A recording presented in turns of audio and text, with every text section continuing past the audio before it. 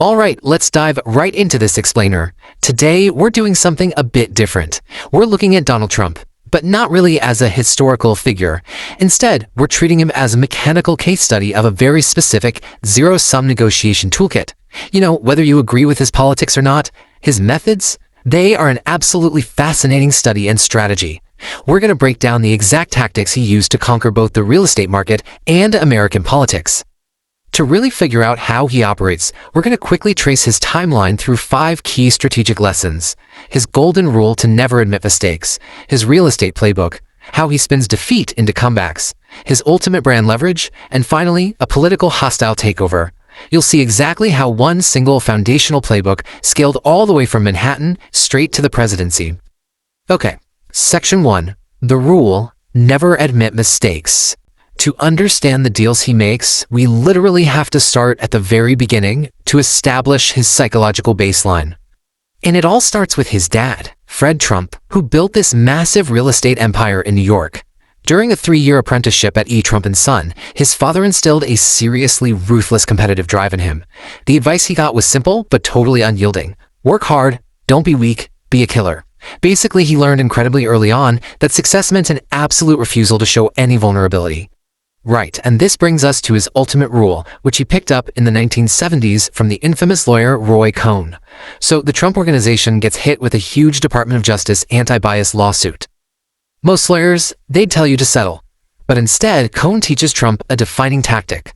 He files a massive $100 million countersuit. And even though that countersuit wasn't successful, the final settlement let Trump walk away without ever admitting any wrongdoing. This completely cemented the core pillar of his strategy: never admit your mistakes. Always go on the offensive. Section 2. The real estate playbook. Now, what's super interesting here is how he took that defensive rule and turned it into relentless aggression in the cutthroat world of Manhattan development. See, early on, he tried to secure the massive West Side rail yards using pure, unadulterated aggression, but the local community pushed back and blocked him. It was a really bitter defeat, but he actually learned from it. When he pivoted to building Trump Tower on Fifth Avenue, he realized, okay, I can't just strong-arm the approval committee this time. So he switches tactics. He leverages the prestige of highly reputable architects to win them over. It just goes to show that while his baseline is total aggression, he could deploy some serious diplomacy when a zero-sum victory required it. So, the crucial takeaway here is that his feuds in the 1980s, especially with New York Mayor Ed Koch over tax breaks for a project called Television City, they completely cemented his worldview. He realized he was operating in a purely transactional, zero-sum environment. No permanent allies, no win-win scenarios. You either conquer your opponent or you lose. I mean, think about how that kind of mindset changes literally every negotiation you ever walk into. Moving on to Section 3, spinning defeat into comebacks. Let's see what happens when his primary asset, his personal brand, faces a huge macroeconomic crash. The 80s boom ended, and a recession hit his heavily debt-funded empire incredibly hard. At one point, he was literally over $3 billion in debt. $3 billion.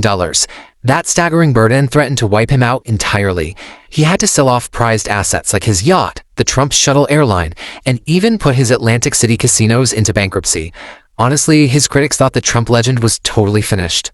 But remember that golden rule? Never admit defeat. Instead of retreating, he engineers this super precise 3-step comeback formula. First, solve the immediate cash flow problem by taking a casino public. Second, splash out on flashy, high-profile assets, like beauty pageants and a 70-story building on Wall Street. And third, publish a book called The Art of the Comeback. He realized that by actively telling the story of being back, he generated the actual psychological and financial momentum to save his empire. He quite literally willed the reality into existence. Which leads us perfectly to Section 4, the ultimate brand leverage. Surviving the brutal 1990s taught him his absolute most vital lesson yet. He realized his most powerful commodity wasn't concrete or hotels or casinos. It was the sheer gravity of his name. Look at this timeline. It's honestly a masterclass in audience building. Back in 1988, he spends $100,000 on a full-page ad criticizing U.S. foreign policy. Fast forward to 2000, he forms an exploratory committee for the Reform Party, kind of testing the waters after seeing Ross Perot's third-party run. Then, 2004, The Apprentice premieres. beaming him into millions of living rooms as the ultimate decisive boss.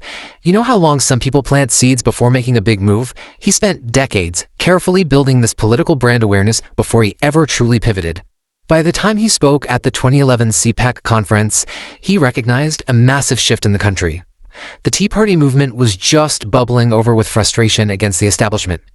He realized he could totally dominate the publicity cycle by championing the birther conspiracy against Barack Obama. This was a test. It proved his willingness to say completely outrageous things just to see if he could exploit biases and control the entire media narrative. Okay, let's bring it all together for Section 5. A political hostile takeover.